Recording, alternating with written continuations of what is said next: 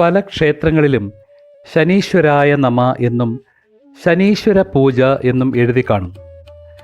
മിക്ക മനുഷ്യരും ശനീശ്വരായ നമ എന്ന് ജപിക്കുന്നതും കേട്ടിട്ടുണ്ട്. അടുത്ത കാലത്താണ് ശനി ഈശ്വരനായതെന്ന് തോന്നുന്നു. അതുവരെ ശനിദേവായ നമ എന്നായിരുന്നു ജപിച്ചിരുന്നത്. ദേവൻ എന്നാൽ ആകാശത്ത് സ്ഥിതി ചെയ്യുന്നവൻ എന്നാണ് അർത്ഥം. ദിവ് എന്ന സംസ്കൃത ശബ്ദത്തിന് ആകാശമെന്നാണ് അർത്ഥം. ദേവി, ദൈവം എന്നീ പദങ്ങളെല്ലാം ആ ശബ്ദത്തിൽ നിന്നും ഉണ്ടായിട്ടുള്ളതാണ്. ശനിദേവൻ എന്നാൽ ആകാശത്ത് സ്ഥിതി ചെയ്യുന്ന ശനി എന്നാണ് അർത്ഥം. ശനി നമ്മുടെ സൗരയൂഥത്തിലെ ഒരു ഗ്രഹമാണ്. സൂര്യനിൽ നിന്നും വളരെ അകലെ സ്ഥിതി ചെയ്യുന്ന ഗ്രഹം. വ്യാഴത്തെയും ശുക്രനെയും പോലെ ഒരു ഗ്രഹം. അതിൻ്റെ പ്രത്യേകതകൾ അറിയുമോ? കട്ടിയേറിയ കാർബൺ നിറഞ്ഞ ഗ്രഹമാണത്. അവിടെ വജ്രത്തിൻ്റെ മഴ പെയ്തുകൊണ്ടിരിക്കുന്നു. കട്ടിയേറിയ കാർബണാണ് വജ്രം. എന്നാൽ ശനി നൽകുന്ന രത്നം ഇന്ദ്രനീലമാണ്. ശനി ഒരു പുരാണ കഥാപാത്രം കൂടിയാണ്. ശനിയുടെ ജനനത്തിന് പിന്നിൽ ഒരു കഥയുണ്ട്. സൂര്യൻ്റെ ഭാര്യയുടെ പേര് സപ്ന എന്നാണ്. സൂര്യൻ്റെ ചൂട് സഹിക്കാൻ കഴിയാതെ സപ്ന ഒരിക്കൽ തൻ്റെ നിഴലിനെ, അതായത് ഛായയെ, സൂര്യൻ്റെ സമീപത്തേക്ക് അയച്ചിട്ട് കാട്ടിൽ പോയി തപസ് ചെയ്തു. സൂര്യന് ഛായയിലുണ്ടായ പുത്രനാണ് ശനി. കറുത്ത പുത്രനെ സൂര്യന് ഇഷ്ടമായില്ല. ഇവൻ എൻ്റെ മകനല്ല എന്ന് സൂര്യൻ പറഞ്ഞു. മകന് അച്ഛനെ ഇഷ്ടമല്ലാതായി. ഒരിക്കൽ ശനി സൂര്യനെ ദേഷ്യത്തോടെ ഒന്ന് നോക്കിയപ്പോൾ സൂര്യൻ്റെ തേജസ് കുറഞ്ഞുവത്രേ. അത്ര ദോഷമാണത്രേ ശനിദൃഷ്ടി. ഭയത്തോടെയാണ് എല്ലാവരും ശനിയെ കാണുന്നത്. കണ്ടക ശനി, 7.5 ശനി, 8 ശനി, 9 ശനി എന്നിങ്ങനെയൊക്കെ ആരൊക്കെയോ ശനിയെപ്പറ്റി ഭീതിപ്പെടുത്തുമാറ് പറഞ്ഞു പരത്തിയിരിക്കുകയാണ്. ശനി ജന്മക്കൂറിൻ്റെ 12, 1, 2, 4, 7, 8, 9, 10 എന്നീ ഭാവങ്ങളിൽ വലിയ ഗുണഫലദാതാവല്ല. എങ്കിലും സ്വക്ഷേത്രം, മൂലക്ഷേത്രം, ഉച്ചക്ഷേത്രം, ബന്ധുക്ഷേത്രം, ഇഷ്ടഭാവങ്ങൾ ഇവിടെയൊക്കെ വളരെ ഗുണഫലങ്ങൾ ചെയ്യുന്നുമുണ്ട്. കാലപുരുഷൻ്റെ 10ഉം 11ഉം ഭാവങ്ങൾ ഭരിക്കുന്നത് ശനിയാണ്. 10 പ്രവൃത്തിസ്ഥാനവും 11 ലാഭസ്ഥാനവുമാണ്.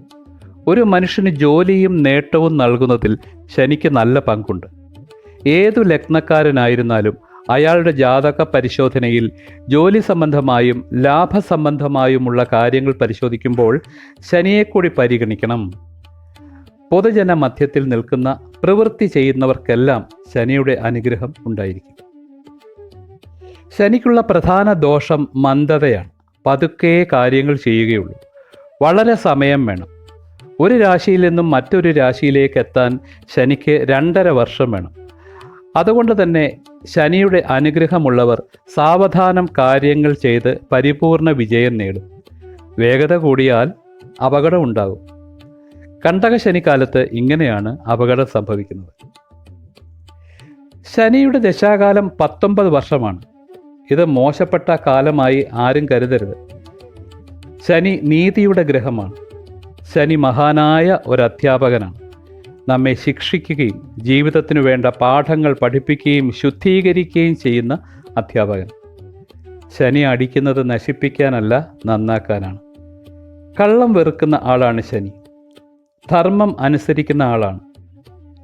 ശനിക്ക് ജന്മനാ തമോ ഗുണമാണെങ്കിലും കർമ്മം കൊണ്ട് ശനി സാത്വികനായി മാറും. നമ്മുടെ സൗരയൂഥത്തിലുള്ള ഗ്രഹങ്ങളെ ഒന്നിനെയും നമ്മൾ ഈശ്വരൻ എന്ന് വിളിക്കാറില്ലല്ലോ. സൂര്യേശ്വരൻ, ചന്ദ്രേശ്വരൻ, വ്യാഴേശ്വരൻ എന്നൊന്നും വിളിക്കാറില്ല. ശനീശ്വരൻ എന്ന വിളി ചില തൽപര കക്ഷികൾ ഉണ്ടാക്കിയതാകാനാണ് സാധ്യത. ശനിയെ ഈശ്വരൻ എന്ന് വിളിക്കാൻ പാടില്ല. മറ്റു ഗ്രഹങ്ങളുടെ സ്ഥാനമേ ശനിക്കുമുള്ളൂ. ശനിയെ എല്ലാവർക്കും ഭയമായതുകൊണ്ട് പൂജകൾ ചെയ്യിക്കുന്നതിനു വേണ്ടിയുമാണ് ശനിയെ ഈശ്വരനാക്കിയത്. അറിഞ്ഞുകൊണ്ട് ചെയ്യുന്ന ചതി.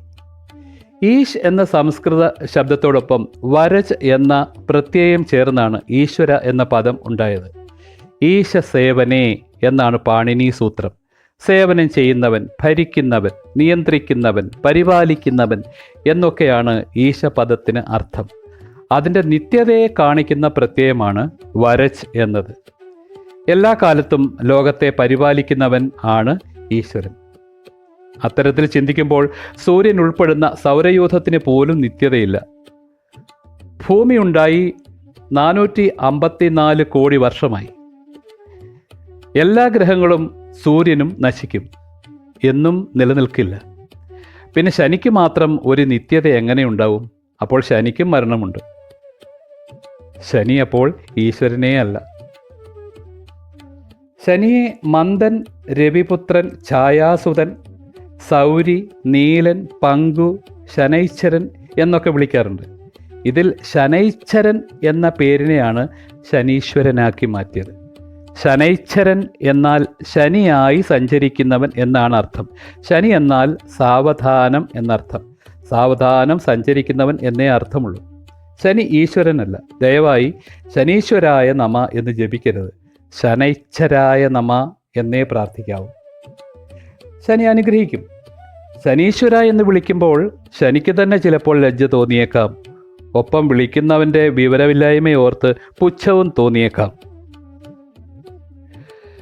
ശനിദോഷം മാറുന്നതിനായി ശാസ്താക്ഷേത്രങ്ങളിൽ അല്ലെങ്കിൽ അയ്യപ്പ ക്ഷേത്രങ്ങളിൽ നീരാജനം എന്നൊരു വഴിപാട് നടത്താറുണ്ട്. തേങ്ങാമുറിയിൽ എള്ള് കിഴിവെച്ച് എള്ളെണ്ണയിൽ കൊളുത്തുന്ന ദീപം തൊഴുന്നതാണ് ഈ വഴിപാട്. ശനിദോഷമുള്ളവർക്ക് ബുദ്ധി ശരിയായി പ്രവർത്തിക്കാനാണ് ഇത്. നിങ്ങൾക്ക് ശനി മന്ത്രം ജപിക്കാം. ഓം പ്രാം പ്രീം പ്രവും സ ശനൈശ്വരായ നമ എന്ന് 108 പ്രാവശ്യം ജപിക്കുക. ശനിദോഷം മാറും.